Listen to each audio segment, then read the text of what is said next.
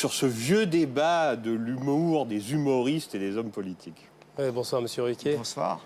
Effectivement, il y a beaucoup de débordements par rapport à l'humour. On voit qu'il y en a qui en font leur terreau principal. Je ne vais pas donner de nom, mais ils se font virer des radios pour ces raisons. Est-ce que vous pensez qu'on ne doit pas avoir de limites dans l'humour? Et est-ce qu'on doit préserver un peu la vie privée des gens? Préserver la vie privée des gens, ça sûrement. Tant que les gens ne s'en servent pas pour faire leur promotion. Moi, jamais je vais attaquer la vie privée de quelqu'un si cette personne-là ne s'en est pas servie, si elle ne s'est pas étalée cette vie privée dans les journaux. Les politiques le font de plus en plus, donc on s'en sert nous aussi de plus en plus. Mais avant qu'ils s'en servent, on ne le faisait pas, en tout cas, je crois. Pour le reste, je trouve ça normal qu'il y ait des fous du roi, quoi, comme dirait Stéphane Bern, qu'il y ait des humoristes aussi pour faire le travail que les journalistes ne peuvent pas toujours faire, parce que justement, c'est pas toujours facile de pouvoir... Laurent me regarde. Mais non, mais c'est vrai, de pouvoir souligner... Parfois, moi, je suis ravi d'être humoriste plutôt que journaliste, parce que je me dis, on peut justement dire des choses que eux ne peuvent pas toujours dire. Maintenant, je suis d'accord, il y a des limites. Il y a des limites, c'est la vie privée. Si cette vie privée est jusque-là restée privée... Il y a aussi faire attention à qui on s'adresse. Ça, c'est très important, parce qu'il y a parfois des rires ou des applaudissements qui ne sont pas sains, glorieux ou sains. Il faut toujours faire très, très attention à ça. Je crois aussi qu'on doit respecter, si vous faites allusion à Didier Porte et à Stéphane Guillon, qui ont été virés de France Inter. Moi, je trouve que Guillon a un talent énorme, que il pouvait, enfin selon moi, il pouvait faire tout ce qu'il, à part peut-être sur le physique de Monsieur Besson ou de Madame Aubry, parce que ça aussi, ça peut être une limite. Mais je peux vous interrompre? Oui, je vous en prie. Moi, mais quand j'ai réagi face à Stéphane Guillon, c'est pas sur mon physique. Je suis un mec normal, il a le droit de dire ce qu'il veut de mon physique. Hein, je m'en contente. Un peu bouboule, là. Voilà, oui, un peu bouboule, oui, c'est sûrement. Mais ce sur quoi j'ai réagi. Et ça a beaucoup gêné ses confrères de noter ça.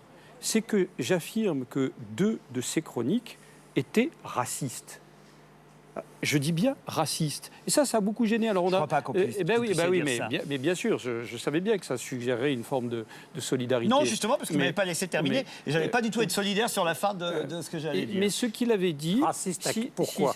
Parce qu'il évoquait mon mariage avec Yasmine, il faisait des blagues douteuses sur les mariages gris, etc., etc. Et il y avait un certain nombre de choses qui, dites par quelqu'un d'autre, et qui n'auraient pas été revendiquées comme il le revendiquait de gauche, auraient suscité des réactions. Mais parce que c'était un humoriste et parce qu'il se réclamait de gauche, personne ne disait rien. Cela étant, moi, je n'ai jamais rien demandé concernant Stéphane Guillon. Je ne me suis pas plaint, je n'ai pas appelé ça... Là, on parle du principe, je n'ai pas appelé sa direction parce que je me méfie. Je connais bien les jeux de rôle. Les comiques seraient par essence pleins de qualité et chaque fois, ce serait Mozart qu'on assassine. Ils sont pétris de talent, pétris de goût, pétris de délicatesse. Et nous, par hypothèse, politiques, bornés, insensibles à l'humour et voulant les faire taire. Alors, on ne va pas tomber dans ce jeu de rôle. Non, mais les humoristes sont comme vous, ils peuvent se tromper. Il faut un exercice quotidien. Oui, ça n'est jamais... C'est pas simple non plus. Il y a eu de la part de ceux que vous avez cités ou de quelques autres, des vulgarités, des insultes, des choses indignes, des atteintes à la fonction, soit du président de la République, soit d'un certain nombre de personnes. Je pense qu'on peut avoir de l'humour, je pense qu'on peut être irrévérencieux, taquiner. Monsieur Hortefeux a été condamné pour racisme, il est toujours ministre. Stéphane Guillon, vous l'accusez de raciste, lui, il a plus sa chronique, en tout cas. Bien mal. Alors, question. Un humoriste vulgaire qui a soutenu il y a 4 ans M. Nicolas Sarkozy, votre patron, vous le connaissez, il est toujours sous la ceinture. Je l'aime bien, mais toujours sous la ceinture. Nous savons qui il est, nous n'allons pas le nommer. En revanche, la vulgarité, à mon sens, vous savez, c'est quoi? C'est casse-toi, pauvre con, à un Français. C'est pardon? Casse-toi, je cite, guillemets, casse-toi, pauvre con, à un Français qui l'interpelle parce qu'il ne veut pas lui serrer la main. Ça, c'est une vulgarité extraordinaire. Parce que moi, je vous dis, en politique, il y a 2 aspects. Il y a d'abord, on est élu pour rendre service au peuple. Et second aspect, on respecte le peuple qui vous a placé ou qui ne vous a pas placé. Donc sur le terrain de la vulgarité, je pense que vous avez des responsabilités que ne devraient pas avoir les humoristes et les rigolos de la République. Ça, c'est le premier aspect. Et après, je parlerai à Riquier. Réponse. Bon, d'abord, sur l'épisode en question, je crois que le président lui-même a convenu que si c'était à refaire, il éviterait. Mais mettons les choses... On imagine. Mettons les choses telles qu'elles se sont passées. il passe dans un salon, il y a un type qui ostensiblement fait de la provoque, qui refuse de lui serrer une première fois la main en lui disant quelque chose de très désagréable que je ne vais pas répéter, et comme si ça ne suffisait pas, qui en remet une deuxième couche. À un moment, c'est un homme. Eh bien, il réagit. Jacques Chirac, à sa place, vous savez ce qu'il a fait? Oui, mais... Jacques Chirac, vous la connaissez. Quand un homme lui a dit « Hé, connard », il lui a répondu enchanté. Moi, c'est Jacques Chirac. Ça, c'est la classe. C'est un autre niveau. Alors, question à Laurent Gamal. À la décharge, je vais prendre votre défense si vous voulez bien. À la décharge de Nicolas Sarkozy par rapport au président précédent, Chirac, Mitterrand, Internet et les téléphones portables qui filment ont beaucoup changé les choses. Et peut-être que M. Mitterrand et peut-être que M. Chirac, ça leur est arrivé de traiter quelqu'un de connard. Ça, sauf qu'à l'époque, ça ne se savait pas et ça ne se voyait pas. Il y a aussi un gros changement. Mitterrand, on pourrait dire qu'elle soit pauvre con. Peut-être pire. Peut-être pire. Question à Laurent. Peut-être pire. Les choses. Non, mais vous devez reconnaître qu'on a là quand même le premier président de la République aussi qui est confronté au développement d'Internet et au développement du téléphone portable qui filme. Je sais qu'on sait que je ne suis pas spécialement sarkozyste, mais il faut quand même reconnaître que les choses ont changé et qu'il est le premier reprend la main qu'il ne lâche plus. Non, mais il est le premier à être confronté à ça. Allez dire ça aux Allemands quand quand Sarkozy a dit à Angela Merkel, c'est une honte royale parce que le monde entier rit de la France aujourd'hui à cause de Napoléon, comme j'appelle. Vous savez ce qu'il lui a dit, Angela Merkel? You and I, honeymoon, parce qu'il ne parle pas l'anglais, le malheureux.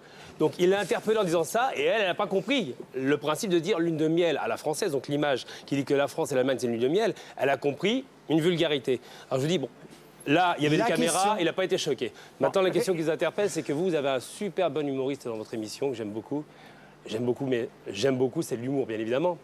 C'est Éric Zemmour, je suis sûr. Mais pourquoi vous dites ça, voyons? Je le voyais venir. Il y a deux Éric, pourquoi Zemmour? Il est remonté, ce gamin. Alors, voilà, donc sur cette question-là, c'est un truc Vous qui n'aimez pas les Éric en général? Non, Lolo, j'aime bien, il est marrant. Il y en a, tous les Éric ne me font pas plaisir, mais bon. Donc, Éric Zemmour, en l'occurrence, si vous l'avez nommé, il a une phrase qui est très intéressante, et là, ça a interpellé tous mes amis qui vendent très peu de drogue. Il a dit qu'il était normal, donc je vais le citer parce que c'est difficile à reprendre. Pour moi, c'est compliqué. Si les Français issus d'immigration sont les plus contrôlés que les autres, c'est parce que la plupart des trafiquants sont noirs et arabes.